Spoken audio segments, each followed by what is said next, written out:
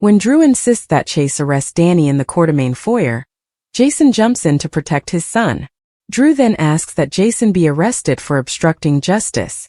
Alexis claims that Danny is a kid, and there is no case because Scout begged her brother to bring her here. Drew asks Chase to arrest Danny, who has entered the living room, but Chase argues there are no grounds and he will not carry out Drew's sick vendetta. Chase goes to warn Danny, while Jason warns Drew not to come after him through his son again. Chase speaks with Danny in the living area as Jason enters and warns him that he lucked out. If something had happened when he was riding Scout home on his bike, he could have landed in big trouble. In the foyer, Alexis tries to convince Drew that he's going too far. Drew claims that he is defending his daughter because Danny learnt from his father that the rules do not apply to him, making him a threat to Scout. Drew believes Sam would want him to protect Scout. Alexis claims that because he used Sam's name, she would rather that her daughter be with her brothers rather than separated from her family and sent to Washington, D.C. Drew finds a way to descend even lower than imaginable, claiming that what Sam wants or does not want is irrelevant because she is not present. Drew believes his daughter should be kept away from people that aim to undermine him, such as her. So now that more individuals have a reason to shoot Drew, let's get this party going, writers. I can't take back that slap. Marco enters the hospital lounge just in time to witness Willow slap Lucas across the face. Marco rushes to his side, but Willow bolts out the door. Lucas tells Marco what happened, and Marco agrees to be a witness if he goes to HR.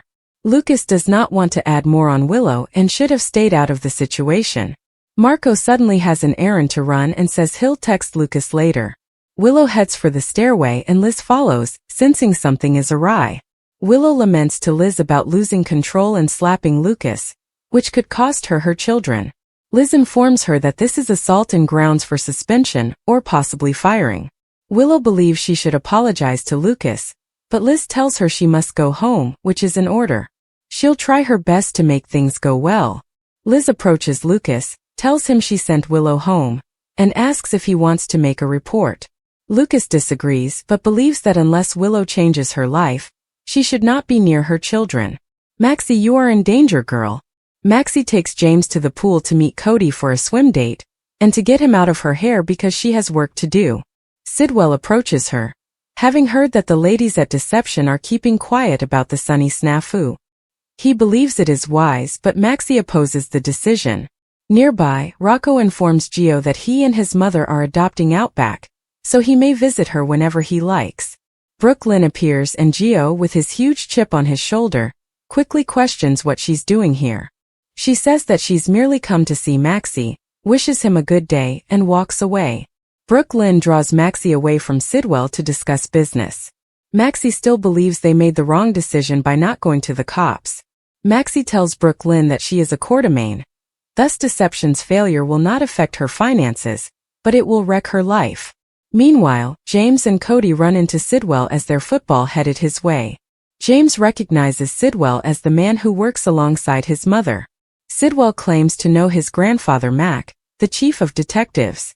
James describes his grandfather as a kind man who gives fantastic advice, and his mother even spoke with him last night about something very important.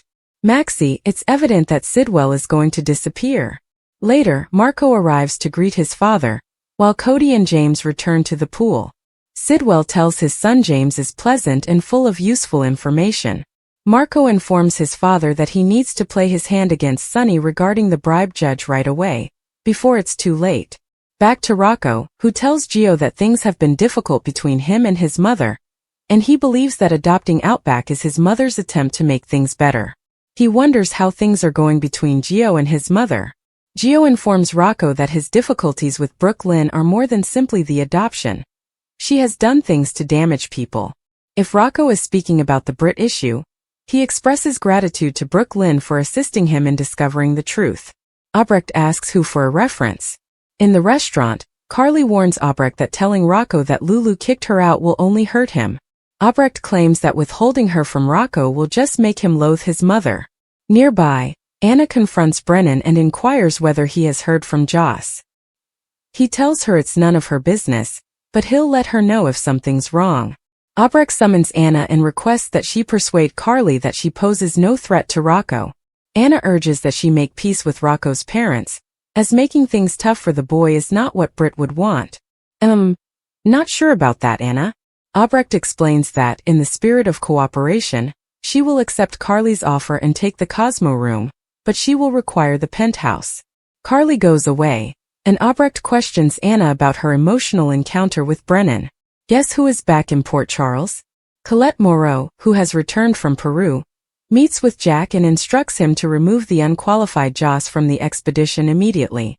Jack claims this is his operation, and she doesn't give him commands. Carly walks over and greets Colette, who soon leaves. Carly feels she dislikes her, while Jack claims Colette is furious with him. At the Five Poppies, Britt flirts with Vaughn while Joss watches from afar. Pascal asks Mrs. Nash alias Joss if everything is okay, as she appears to have seen a ghost. Joss reveals that the woman over there is touching her spouse and inquires about her name. Pascal does not respond, saying he will handle the problem. Pascal interrupts Britt and Vaughn, stating that it is time for Britt's massage session, which her friend scheduled. Vaughn tells Britt it was a pleasure to meet her, and that he will see her around. She exclaims that indeed he will. Alone, Pascal reminds Britt that she understands he does not want her to mingle with guests and maintain a low profile. Brooke yells, "Hi! I am not Taylor Swift and I am in Croatia. Who will recognize me here?" He warns her to avoid Vaughn/Mr. Nash. Britt tells him that he is not in charge here and plans to go to the lab and demand changes, beginning with him.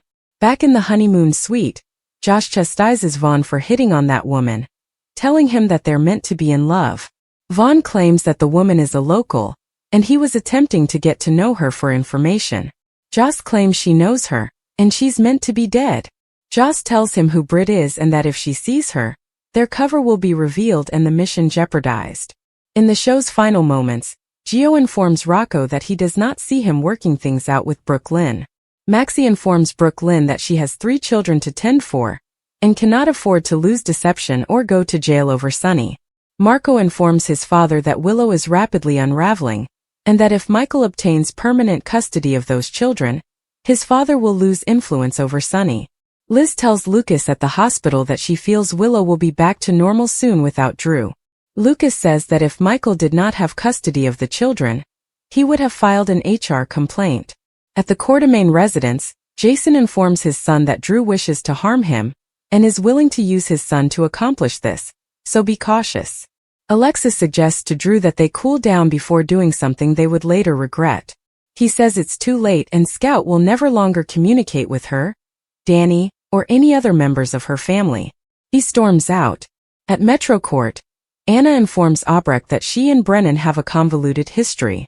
Albrecht teases that Brennan's disregard for the rules led her to believe he was her type. Brennan receives a text from V that reads, "Loving the sunset here in Croatia." In their resort room, Joss tells Vaughn about Britt and her parents, as well as the fact that she is a talented doctor and scientist. Vaughn believes Britt holds the key to unlocking the mysteries behind Dalton's cold fusion experiment. Britt discovers Pascal on the terrace and is outraged that he's no longer in the lab. Pascal says he has left the resort. Britt stomps away, and Pascal takes a call from Colette, who informs him that Mr. and Mrs. Nash are WSB operatives. Colette Moreau revealed Jocelyn Jax and Vaughn to be WSB agents on Wednesday, August 13th, while Drew Kane barred Alexis Davis and her family from Scout Quartermain. Willow Tate's slapping of Lucas Jones was replayed on GH, and Marco Rios was there to witness it. Willow ran out, appearing flustered, and quickly updated Elizabeth Baldwin in the stairwell. Willow's assault on her coworker frightened Liz because it could result in suspension or termination. After sending Willow home, Elizabeth attempted to reconcile with Lucas. Although Lucas decided not to file a complaint with HR, he did not believe Willow deserved access to her children until she made significant changes before the hearing date. At the pool, Giovanni Gio Palmieri was comforted by Rocco Falconeri's announcement that Lulu Spencer was willing to adopt Outback. Gio had a tense interaction with Brooklyn Quartermain before speaking with Rocco about his problems with her. Rocco did not want Gio to carry what happened to him against Brooklyn, since he was relieved to learn the truth about Britt Westbourne. Anna Devane interrogated Jack Brennan in the Metro Court about the WSB operation in Dalmatia. Brennan assumed everything was well, and later received a text and code from Vaughn to confirm it. Meanwhile, Liesl Albrecht argued with Carly Spencer before summoning Anna, seeking to acquire an ally. Anna persuaded Liesl to step down and take the penthouse at the Cosmo. Returning to Brennan, he met Colette after her assignment in Peru. Colette was concerned about Jocelyn being assigned to the task at the Five Poppies Resort since she was too new and inexperienced. Brennan insisted everything was all right, emphasizing that he was in charge here, not Colette. Pascal noticed Jocelyn staring at Vaughn and Britt in the distance while visiting the resort. Although Pascal believed Jocelyn had seen a ghost, Joss argued that the woman was becoming too intimate with her husband. Pascal said he'd take care of it, so he stopped Britt's flirtation by telling her it was time for her massage. Britt got into a dispute with Pascal and attempted to complain to the boss at the lab, but she subsequently discovered he had left the premises. Back in Jocelyn and Vaughn's room, she disclosed that she knew Britt, who was supposed to be deceased. Vaughn heard about Britt protecting Jocelyn from a serial murderer, but Jocelyn wasn't sure what happened next. Jocelyn also warned that if Britt spotted her, it would expose her cover and jeopardize the operation. After some research online, Vaughn discovered that Britt had previous lab experience and believed she could be the key to uncovering the truth about Professor Henry Hank Dalton's study. Back with Pascal, he received a phone call from Colette, who spoke French and informed him that a few of WSB agents had penetrated. Colette explained that they went by the identities Mr. and Mrs. Christopher Nash. At the pool again, James West chatted with Jen Sidwell and revealed that his mother, Maxie Jones, wanted to talk to Max Scorpio about something serious. Sidwell appeared afraid that Maxie would turn over the Sonny Corinthos proof despite pledging not to. Maxie then complained to Brooke Lynn that if things went wrong at Deception, she wouldn't have a trust money to fall back on and would have to care for 3 children. Marco visited with Sidwell to advise him to proceed with his Sonny bribery leverage because Willow was becoming increasingly erratic. Michael Corinthos would be guaranteed custody if Sidwell waited too long, therefore he wanted to use his Sonny leverage while it was still available. At the Quartermain estate, Harrison Chase refused to arrest Danny Morgan for kidnapping, and instead issued him a warning. Chase and Jason Morgan lectured Danny in the living room, while Alexis and Drew argued in the foyer. Drew made it obvious that Scout's only living parent, Sam McCall, was no longer there, so he had last say. Drew did not want Scout to be around those who undermined him, such as Alexis, thus he refused to let Alexis, Danny, and the rest of her family to contact Scout. Alexis was in tears as Drew stormed out the door. According to General Hospital teasers, Alexis will try to fight it, but Drew will definitely fight back. Colette had never been one to take things lightly when she suspected the truth was buried beneath layers of lies. She'd been watching for weeks, her sharp eyes putting together snippets of conversations, subtle gestures, and the quiet tension that appeared to hover about Jocelyn and Vaughn. Something about them did not sit well with her. It wasn't just their weirdly timed disappearances or their evasive responses when pressed. It was that they always managed to be in the wrong place at the right moment, slipping out of situations with ease that screamed practice. Colette understood what that kind of training entailed. She'd been around long enough to recognize the WSB agents' accuracy, the way they measured every word and movement. And now she had enough evidence to make her claim impossible to dismiss. The incident occurred on a rainy Thursday afternoon in the Metro Court foyer, where Port Charles's most hazardous secrets frequently leaked out. Jocelyn had been meeting Vaughn there, trying to keep their conversation informal enough to pass as pleasant banter. But Colette's abrupt appearance destroyed that fantasy. Her shout echoed across the room, drawing attention from customers who were content to watch someone else's drama unfold. "How long were you going to keep up this little charade?" Colette's tone was stern, her gaze fixed on Jocelyn. "Because I believe the people here deserve to know who you are working for." Jocelyn froze, her hand tightening over her coffee cup, as if bracing for impact. Vaughn's jaw tensed, but he didn't move, revealing everything Colette needed to know.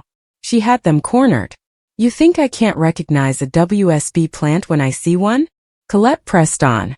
"You've been shadowing people in this town, gathering intelligence and reporting it to your supervisors. And you," she turned to Vaughn, "are just as awful, hiding behind your phony charm and calm loyalty, pretending you're here to help. But you aren't here for us. You're here for them." The room fell still around them, with quiet whispers moving between observers. Jocelyn tried to speak, her voice tight, But Colette wouldn't let her tell a narrative. "I've got proof," she said, her gaze unflinching. "You think your covers are airtight, but nothing stays hidden in Port Charles forever." Vaughn took a slight step forward, his body language protective, but Colette did not flinch. She had waited for this time, and she would not be intimidated. The word spread quickly. Within hours, Drew, who was already dealing with his own problems, learned of the discovery. He'd been battling with his anger for weeks, a combination of personal and parental anxieties weighing on him. The news about Jocelyn and Vaughn was just one more fire to put out, but what really pushed him over the brink was something unrelated. Alexis.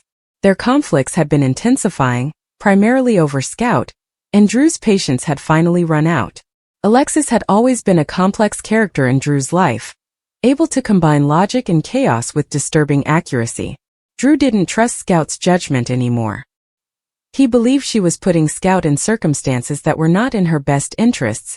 Subtle things at first, but increasingly, the decisions appeared reckless. Drew had previously ignored minor concerns, blaming them on variations in parenting style, but after a recent event that left Scout scared and bewildered, he decided enough was enough. The concept of preventing Alexis from seeing Scout was not one he took lightly, but he saw it as the best way to protect his daughter from further pain. He told her privately, but the emotional repercussions was far from quiet.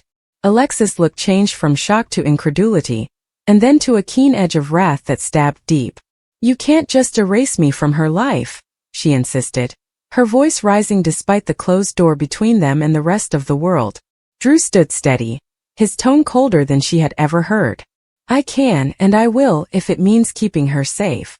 The words were delivered with finality, but Alexis wasn't the kind to give up easily. The tension between them reflected the growing dissatisfaction in town following Colette's public expose of Jocelyn and Vaughn. The WSB revelation caused ripple consequences, with people instantly questioning every alliance and friendship. Even those who wished to support Jocelyn were left questioning if much of what they knew about her was accurate. Vaughn, meantime, appeared unconcerned on the outside, but in private, he was recalculating every action, knowing the WSB did not tolerate compromised agents. Jocelyn was having to reconcile the objective with the personal ties she built in Port Charles, and Colette's exposure only added to the pressure to make decisions she wasn't ready for. Drew began to see the two circumstances as intertwined. The WSB presence in Port Charles was no longer an abstract issue. It was now intertwined with his personal life. If spies like Jocelyn and Vaughn were operating in his circle, how could he be certain Scout wasn't already on someone's radar? It strengthened his resolve to set tougher boundaries, not only with Alexis, but with anyone he saw as a threat, no matter how indirect. That meant fewer visits, tighter timetables, and a closer look at who Scout interacted with. Meanwhile, Alexis was preparing her own reaction. She was not going to simply accept Drew's ban without questioning it. She started talking to her contacts, legal, journalistic, and personal, trying to find a way to oppose his judgment.